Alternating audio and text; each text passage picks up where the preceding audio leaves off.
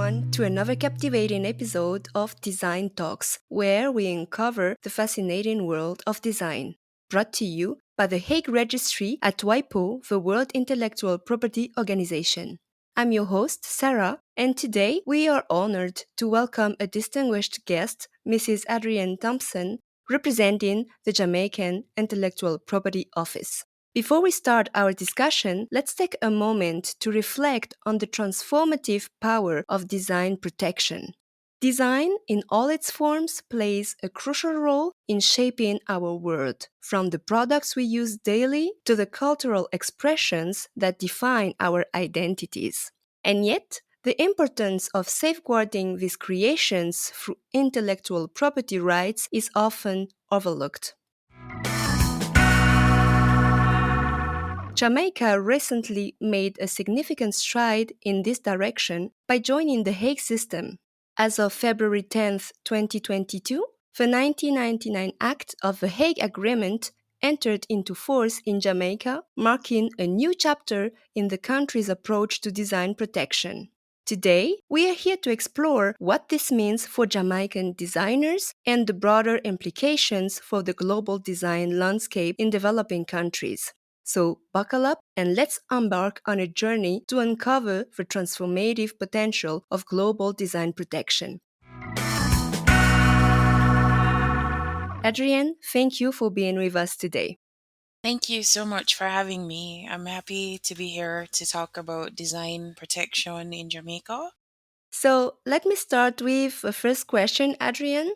Could you please introduce yourself and provide a brief overview of your role at the Jamaican Intellectual Property Office? Sure, no problem. So, here at the Jamaica Intellectual Property Office, or JIPO, I am the Deputy Director Registrar of Industrial Property. So, what that means is I have responsibility for the areas of trademarks, industrial designs, geographical indications, and I also have oversight for the Patent Directorate here at JIPO. Thank you. What sparked your interest in intellectual property and design protection when you joined JIPO? Actually, my background is in chemistry. I worked as a medicinal chemist for quite a few years and then went to law school, sparked by my interest in patent protection. But then once I started working at JIPO, I realized that as Jamaicans, we are a very creative people. And so, in addition to coming up with our innovations on the technology side, we also come up with lots of creative and artistic works, and the need to protect them using various IP tools such as industrial designs became a lot more apparent to me after working here for a few years. Thank you for sharing this wonderful journey with us. As per the Global Innovation Index of 2023, Jamaica ranks ninth among the 19 economies in Latin America and the Caribbean. Can you describe Jamaica's current economic landscape and provide examples of companies and sectors driving export growth? Certainly. So, recent reports from the Planning Institute of Jamaica indicate that the Jamaican economy grew by around 2.6% for the 2023 calendar year, and is projected that we'll have similar growth for the 2024 calendar year. And a lot of this growth is underpinned by growth in the services sector, particularly in the areas of tourism, but there's also growth that's driven by mining, some agriculture, and also we have significant uptick in the construction sectors as well. So, as an economy, even though we're a developing economy, we've managed in the last year to rebound to pre pandemic levels in terms of our economic activity. And the hope is that we will continue on that trajectory to grow not only in terms of tourism, but to diversify in other sectors. So, from your perspective as a representative from the Jamaican IP office, why is the protection of intellectual property, particularly design, crucial in fostering competitiveness? And how do intellectual property rights contribute to national economic growth and development? Okay, so coming from a developing nation, it is very important for us to have a robust IP system in order to attract the investment that's necessary for growth of our economy. Investors tend to prefer businesses in countries that have the proper safeguards to protect their investment. And so, in an attempt to attract foreign direct investment, it is essential for Jamaica to ensure that our IP regime is best practice. In addition, a robust IP system can boost creativity in that it allows small businesses to take risks and to come up with inventions that they perhaps otherwise wouldn't be inclined to try because there is protection available for the exploitation of those creations using the IP system. So, using a patent or a design, the inventor or the creator will have exclusive control over their works. By allowing them the chance to exploit these works, it creates an environment where they're likely to take more risks and come up with unique designs and inventions. A strong IP system is essential and it goes hand in hand with our economic development. That's true. And talking about innovations, Jamaican designs show a rich mix of cultural influences and creativity. So, can you share with us some of the most iconic designs from Jamaica that showcase the ingenuity of local designers? Jamaica, for a country that is tiny with almost 3 million people, our influence on in various aspects of life globally or cultural impact is very profound when you think about how small we are as a country. This occurs not only in the area of sports, for example, that's one area where we're very proud of our athletes and people still collecting vintage football kits from when the Reggae Boys were in the World Cup in 1998. There are also various designers that utilize the black, green, and gold from the Jamaica flag in their works. I can't talk about Jamaica without talking about or influencing music. And so you'll have designs that feature various imagery from Rastafarian religion, Bob Marley, images of the Lion of Judah that are very classic Jamaican imagery. In addition, you have local designers that very innovative in the jewelry space, and so they'll incorporate local materials in their work. And there are also designers that are on the forefront of coming up with footwear designs. Depending on the area, there are probably some Jamaican influences. For our tiny country, we definitely pack a punch in terms of our impacts worldwide. Thank you for all these examples. They are truly inspiring. So let's talk about JIPO and the Hague System. What initiatives or activities has the Jamaican IP office undertaken to support local designers in navigating international design protection? How do these initiatives directly impact the local design community? A lot of JIPO's work, especially in the design space, has to do with just letting our local designers know that the IP system is available to them and letting them know how to access it and what they need to do in order to get their works protected. So, we do a lot of public education activities, including seminars and workshops that focus on exposing our local artisans to the importance of IP protection and increasing awareness of how they can use IP to essentially expand their business and create a bigger impact, not only locally, but in various export markets.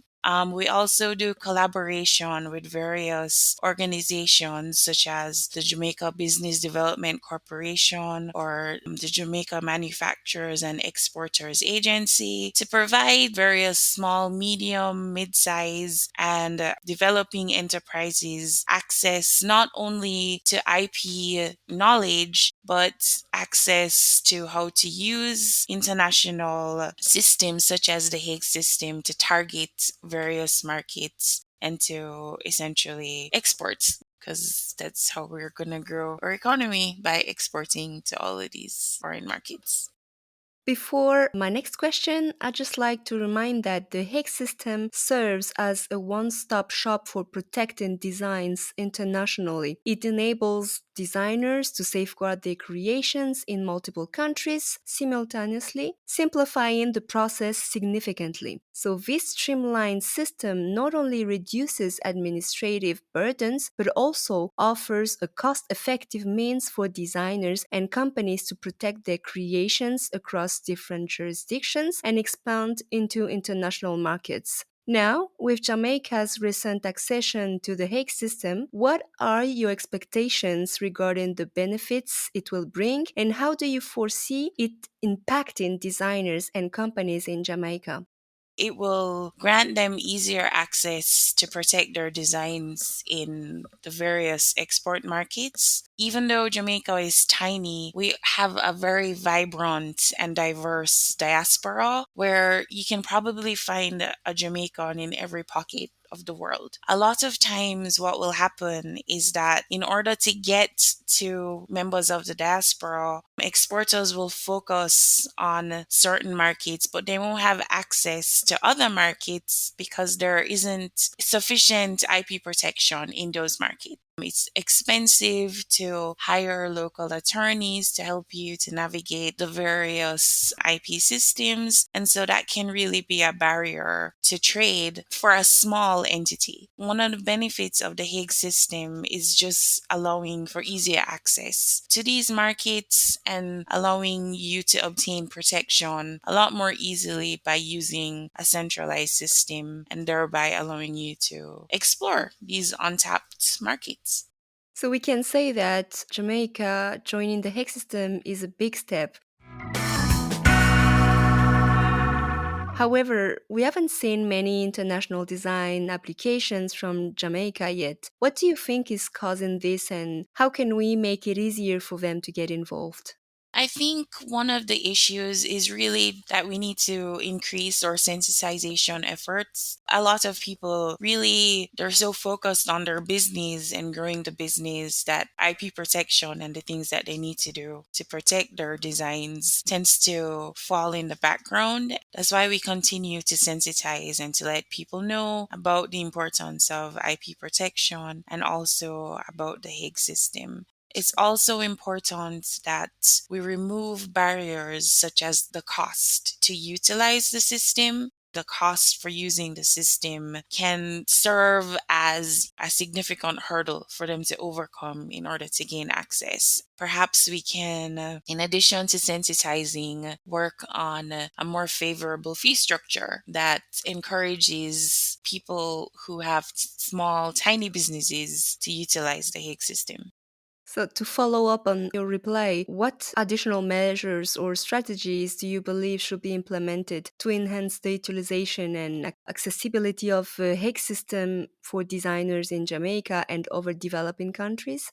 So, like I said, the fee structure, perhaps taking into consideration the size of the entity that's applying, maybe something similar to the patent PCT system, where they'll have discounts for people from developing countries. So, one of those things, or other modifications to the fee regime that will encourage smaller businesses to think that they actually can access and utilize the system. Would you think that additional trainings or webinars also would help in that sense? Definitely, because the problem that we have is that for all the training that we do, we always get people who say they haven't heard about IP protection, they haven't heard about the Hague system. Definitely more trainings and finding more creative ways to get to people where they are. Perhaps we're limited in terms of how many people we can reach via webinars or expos. Going out into the communities and meeting designers in their workspaces, for example, is something that we would love to do. But again, as an IP office, we also have resource challenges. And so definitely we need to work on how to be most efficient in getting the message out. And lastly, what advice would you give to designers in developing countries who are considering using the Hague system to protect their designs? And are there any common misconceptions or barriers they should be aware of? So, for all areas of IP, my standard recommendation is that small business owners and larger business owners get legal advice regarding the best strategies that they should use to protect their IP portfolio. A lot of tiny designers and creatives think that getting a lawyer is something is reserved for the big corporations, and as a tiny entity they don't need to take those steps. And then we see them on the back end after somebody has infringed their work and they haven't taken steps to protect it, how distraught they can be. I always recommend to designers that they take the necessary steps to get legal advice to come up with a strategy as to how best to protect their work, and then to also think about what markets they're planning to utilize their designs in and making sure that they have protection in those markets. Thank you so much, Adrienne, for sharing your expertise with us today. And thank you to our listeners for joining us on this insightful journey through design talks presented by the World Intellectual Property Organization with generous support from the Funds Interest Japan Industrial Property Global. Stay tuned for our upcoming episodes where we'll continue to delve into the minds of designers and experts, unraveling their inspiring tales and uncovering the secrets to success in the world of design. In the meantime, you can listen to our podcast episodes on our website or on podcast platforms such as Spotify, Apple Podcasts, and Google Podcasts. Until next time, embrace your creativity, dare to dream, and let your imagination soar. Together, let's shape a brighter future for the power of design.